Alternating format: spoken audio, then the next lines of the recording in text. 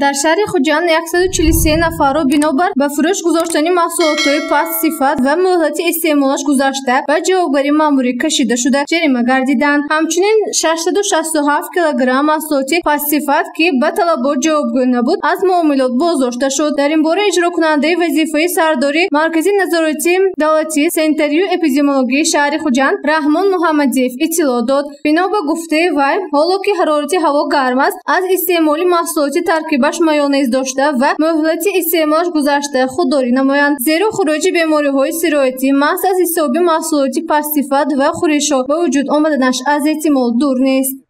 در سمت پیشگیری بیماری‌های سرایتی و سرزدن زهرآلودشوی همارزه از طرف کارمندان کاربری شده است. لیکن من باید قید نمایم که خود شهروندان نیز باید دانند که محصولات خودساخت خانگی که در شرایط کوچه در شرایط بازارها به فروش گذاشته شده است، آنها محصولات شبهناک حسابیده شده، سببگار سرزدنی سرایت شدنشان یا زهرآلود شدنشان از احتمال دور نمیباشد.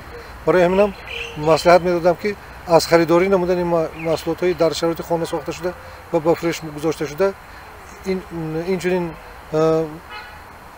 محصولات تشنشکن، نوشاکی‌های تشنشکن اینچنین از دوغاب خودداری نمایند.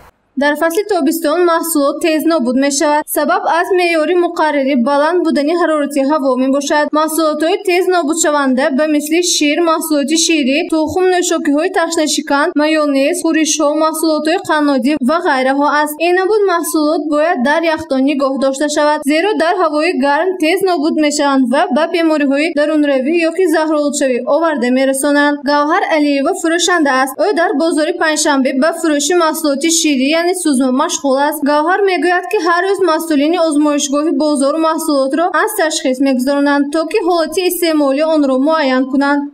هر روز لابراتوری آمده هر سحر آمده سوزمه میگیرن 100 گرم. بعد از 15-20 minutش با اتویچه آده میتیم. هر روزنی کاغذامو هر روزنی باری سویج نام میدارم. اکنون بسیار نمیگیریم. همه روزنامو موافق میگیریم. مونت همی 10 کیلو میمونه نخلدین کامو مونده میبریم بسیار عیبه میتبا ازگاه میکنیم بسیار نمیگیریم روزی به هر بسیار گیریم که تیز نابود میشد میگه این ویا 3 روز مهلتش بسیار استادنش مول وای نمیکنیم خلدینی به می خودمون موافق چقدر میبره کم بینیم اگر دوشا زکاس میکنیم با همو کلینتمو آده میتیم. در آزمایشگاه تأمینات بی‌خطری عضوخواری در بازار مرکزی پنجشنبه شهر خوجان اطلاع دادند که همه روزه از طرف متخصصان این آزمایشگاه محصولاتی به فروش گذاشته از تحلیل گذرانده میشوند. تحلیل در مدتی از 5 تا 20 دقیقه گذرانده شده به فروشنده ورقه تشخیصی آن سپرده میشود. با آزمایشگاه ما تشخیص همه روزه همچون هر روز تشخیص کرده میشد همون نوع محصولات گوشتی، شیری، تخم، محصولات راسینگی هر روز تشخیص وجودش وقتی در وقتش به صاحبکار رو دسترس کرده میشد. مرکز نظارتی دولتی سنتری و اپیدمیولوژی شهر خوجان دعوت به عمل می‌آورد که در هوای گرم مردم از آب‌های هر گونه تشنشکنی در بازار به رعایت کارهای سانیتری استفاده نکنند تا به بیماری‌های گوناگون سرایتی دچار نشوند. خوشبختانه در طول 6 ماه اخیر حالت درونروی و زهرآلودشوی از محصولات تیز نابود شونده از طرف مرکز به قید گرفته نشده است. با گرمشوی هوا طلبات مردم با استعمال آب‌های تشنشکن بسیار می‌گردد. در حدود بازارها، کوچه‌ها وقت‌های آخر به نظر همه می‌رسد که